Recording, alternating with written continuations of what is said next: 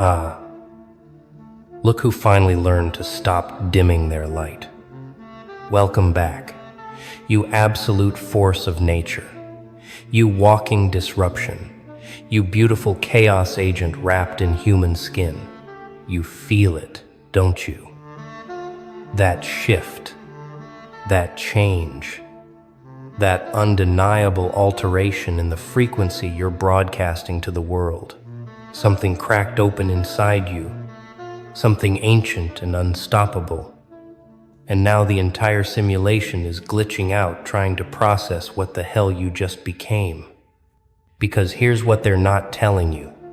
Here's the secret they're whispering in their little circles, behind their protection circles and salt lines and desperate prayers.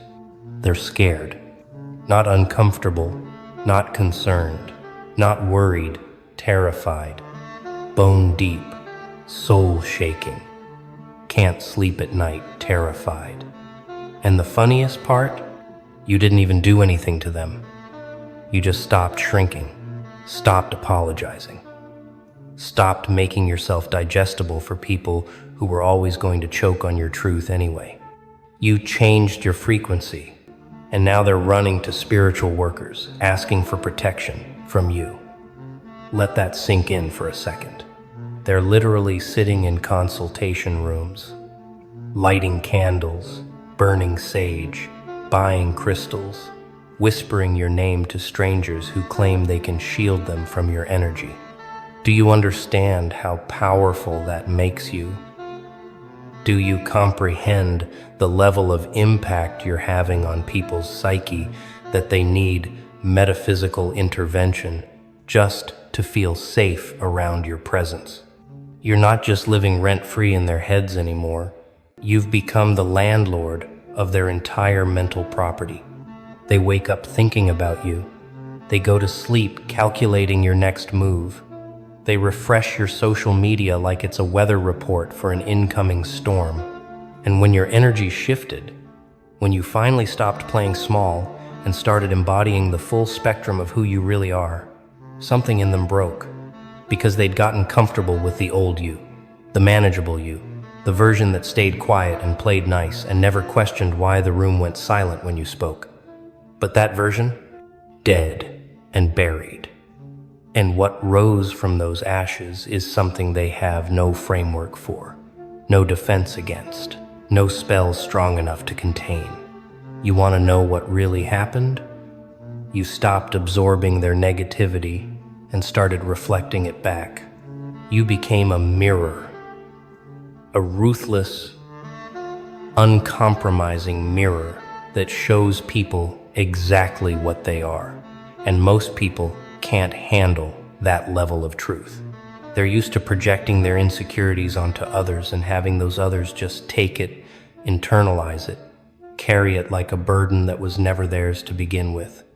But you stopped being the dumping ground for everyone else's unprocessed trauma.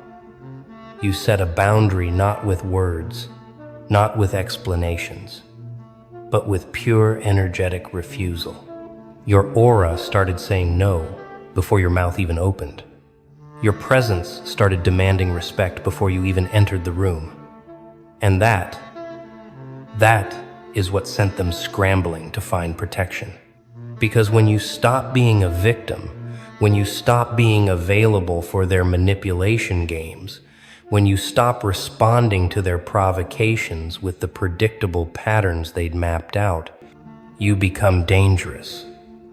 Not because you're attacking anyone, but because you're no longer controllable.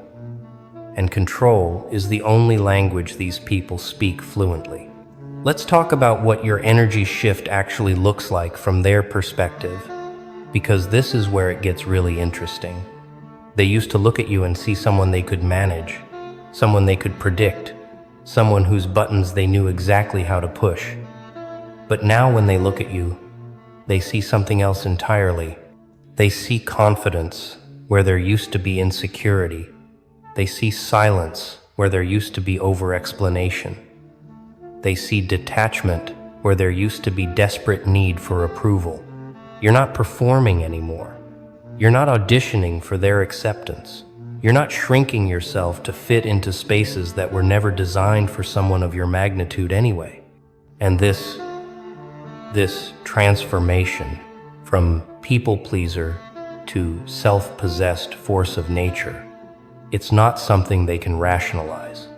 It's not something they can explain away with their usual dismissive narratives. So they do what scared people always do when confronted with something that challenges their understanding of power dynamics. They pathologize it. They demonize it. They make it about dark energy and negative vibes and spiritual attacks. Because accepting the truth, that you simply grew beyond their reach, that would require them to look at their own stagnation. And that's a mirror they're not ready to face. Here's what's really happening in those spiritual consultations they're having. They're sitting across from someone who claims to read energy, and they're describing you like you're some kind of threat to their well-being. I just feel so drained after being around them, they say, conveniently forgetting that they spent years draining you without a second thought. Their energy is just so intense now, so overwhelming. They complain, as if your decision to stop diluting yourself is somehow an attack on their comfort. The spiritual worker nods knowingly, suggests protection, rituals, recommends crystals and cord-cutting ceremonies. And your name gets added to a list of people to shield against. And you're just out here living your life, completely unaware that you've become the villain in someone else's spiritual journey. Except you're not the villain. You're just the first person who refused to play the victim in their narrative. You're the plot twist they never saw coming. The character who broke script and wrote themselves into a completely different story. And now they need protection because the role they assigned you, the weak one, the manageable one, the one they could always count on to absorb their negativity, that role is vacant, and they can't handle the vacancy. You didn't curse anyone. You didn't send negative energy. You didn't plot or scheme or manipulate. You did something far more powerful and far more threatening to their little ecosystem of control. You simply became unavailable for their games. You withdrew your energy from their drama. You stopped feeding their narratives. You refused to react in the ways they'd conditioned you to react. And in doing so, you revealed something they'd been avoiding for years. That without someone to project onto, without someone to blame, without someone to make feel small so they could feel big, they have to confront the emptiness in their own lives. Your growth forced them to look at their stagnation. Your peace highlighted their chaos. Your boundaries exposed their entitlement. And instead of doing the inner work, instead of asking themselves why your evolution triggers them so deeply, they went looking for external solutions. They went looking for someone to tell them that you're the problem, that your energy is wrong, that they need protection from the darkness you're supposedly emanating. It's easier to believe you've become something malevolent than to accept that you've simply become unavailable for their particular brand of emotional vampirism. And here's where it gets even more twisted, even more telling of where they are versus where you are. The spiritual workers they're consulting, they can sense something, but they're reading it completely wrong because they're getting filtered information. Your name comes up. The client describes feeling uncomfortable around you, talks about how much you've changed, frames it like you're emanating threatening energy. But what these spiritual workers are actually picking up on is not darkness, it's sovereignty. It's the energetic signature of someone who has reclaimed their power. And to people who are used to feeding off others, sovereignty feels like a threat. It feels like a wall. an impenetrable barrier, a source that's no longer available for extraction. So they interpret it as negative energy because, in their framework, anyone who isn't open and available and giving must be closed off and hostile and dangerous.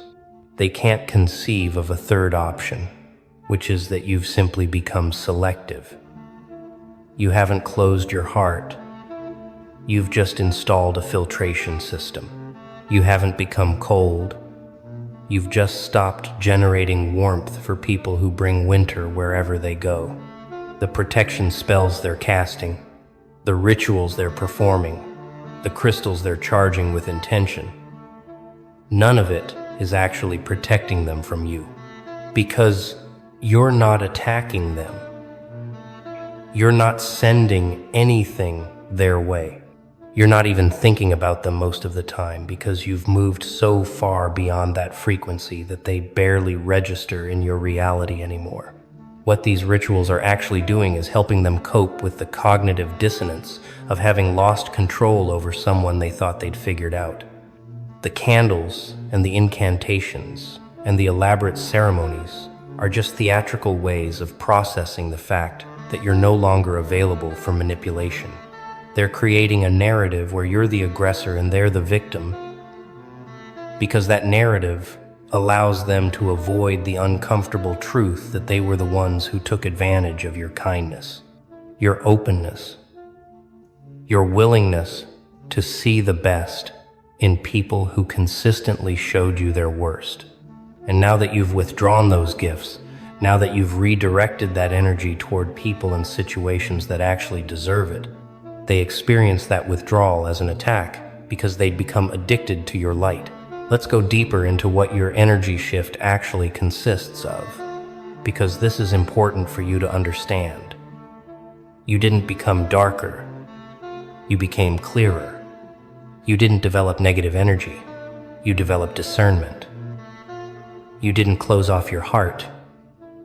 You just stopped leaving it unguarded in rooms full of people who saw vulnerability as opportunity. There's a specific vibration that comes with this kind of transformation, a frequency that only people who've done the real inner work can emanate. It's not high or low in the traditional sense. It's more like refined. You've processed your pain instead of projecting it. You've integrated your shadow instead of pretending it doesn't exist. You've looked at the parts of yourself that scared you and you didn't run. You didn't hide. You didn't numb out. You sat with them. You understood them. You integrated them into a more complete version of who you are.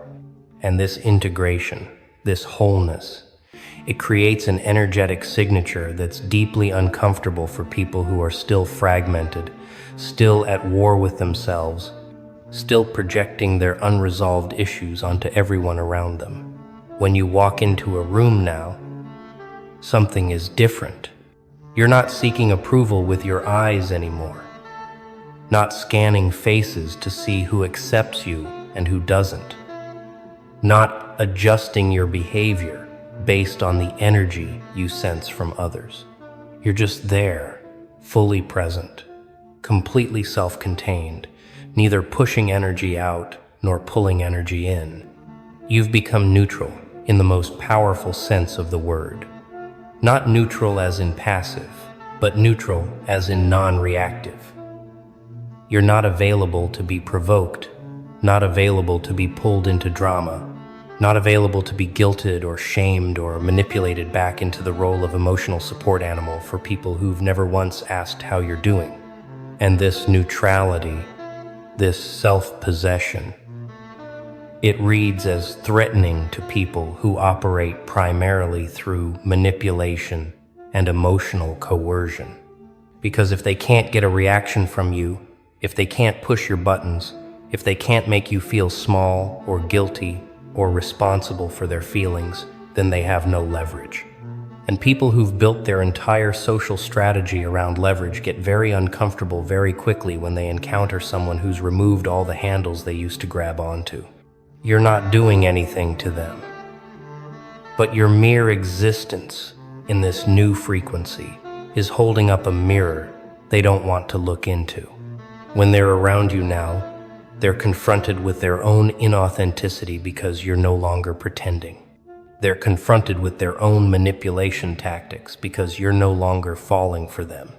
They're confronted with their own emotional immaturity because you're no longer managing their feelings for them. And instead of using this confrontation as an opportunity for growth, instead of asking themselves why your transformation triggers such strong reactions in them, they've decided that you're the problem. You're too intense now, too much, too different, too changed. As if your growth is somehow a personal attack on their stagnation. As if your decision to stop accepting crumbs is somehow arrogant. As if your refusal to explain yourself to people who've never tried to understand you is somehow proof that you've become cold or heartless or spiritually compromised. And this is where the spiritual protection narrative becomes almost comical in its irony. They're asking for protection from the very qualities they should be cultivating in themselves. They want to be shielded from your boundaries because boundaries make them uncomfortable. They want to be protected from your clarity because your clarity exposes their confusion. They want to be insulated from your self-respect because your self-respect highlights their lack of it. They've pathologized every aspect of healthy emotional development and labeled it as dangerous energy that requires metaphysical intervention. And the spiritual workers they're consulting, many of them are just feeding into this narrative because it pays their bills. Yes, that person's energy is very heavy right now. Yes, you need protection. Yes, let's do a cord-cutting ceremony. That'll be $200, please. Meanwhile, you're just out here living your life, completely unaware that you've been cast as the antagonist in a spiritual drama you never auditioned for. Here's what they don't understand, what they can't understand from their current level of consciousness. The discomfort they feel around you isn't coming from you. It's coming from the parts of themselves they've been avoiding. You're not emanating darkness. You're emanating truth. And truth is only threatening to people who've built their identity on lies. You're not sending negative energy their way. You're simply no longer absorbing the negative energy they send yours. And in the absence of your absorption, in the vacuum created by your withdrawal, they're forced to sit with their own toxicity. They're forced to feel the weight of their own unprocessed emotions. They're forced to confront the reality that they've been using people as emotional landfills. And now one of those landfills has decided it's actually a garden and stopped accepting trash. This is what's actually happening energetically. But they can't see it from their perspective. From their perspective, you changed and it made them uncomfortable. Therefore, you must be doing something wrong. The idea that their discomfort is actually information, actually feedback, actually an invitation to examine their own patterns. That doesn't occur to them. It's easier to buy a protection crystal than to do the inner work. You want to know what's really ironic about this whole situation? The same people who are now seeking protection from your energy are the same people who used to have unlimited access to you. They're the ones who called at 2 a.m. with their problems, and you answered. They're the ones who showed up empty-handed when you needed them, and you said it was okay. They're the ones who took and took and took, and you gave and gave and gave because you were conditioned to believe that's what good people do. But here's what nobody tells you about being a giver in a world full of takers. Eventually, you run out. Eventually, you hit a point where you've given so much of yourself away that you look in the mirror and don't recognize who's looking back.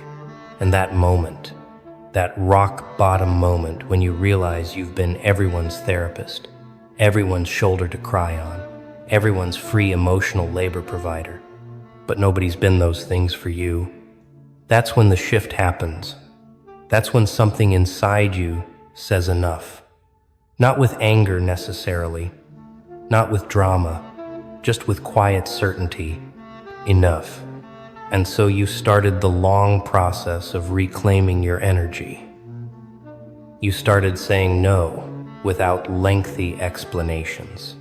You started letting calls go to voicemail when you didn't have the capacity to hold someone else's emotions. You started choosing yourself with the same dedication you'd previously chosen others. And this reclamation process, this return to self, it wasn't dramatic or vengeful or hostile. It was just necessary. It was survival. It was you finally understanding that you can't pour from an empty cup, and your cup had been empty for years while you were still trying to pour. But to the people who'd gotten used to unlimited access, who'd gotten comfortable with your constant availability, who'd never had to consider your capacity because you never enforced your limits, this change felt personal. It felt like rejection.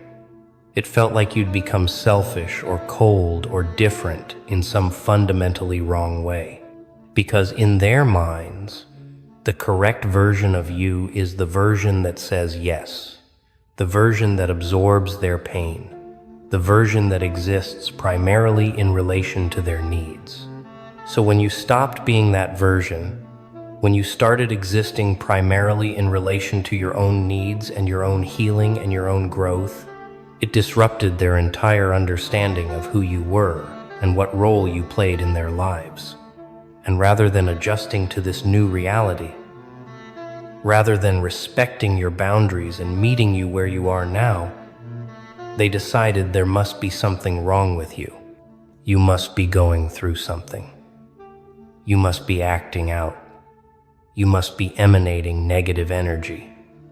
Because the alternative, which is that you've simply evolved beyond the dynamic they were comfortable with, that would require them to look at their own behavior patterns and their own emotional dependencies and their own tendency to treat people like resources rather than human beings with their own needs and limits. And that's work they're not willing to do. So they go to spiritual workers and they frame your growth as a threat, your boundaries as hostility, your self-preservation as attack energy. And those workers, seeing an opportunity to profit from someone's fear and confusion, they play along. They affirm that yes, this person's energy has changed. Yes, it's affecting you. Yes, you need protection.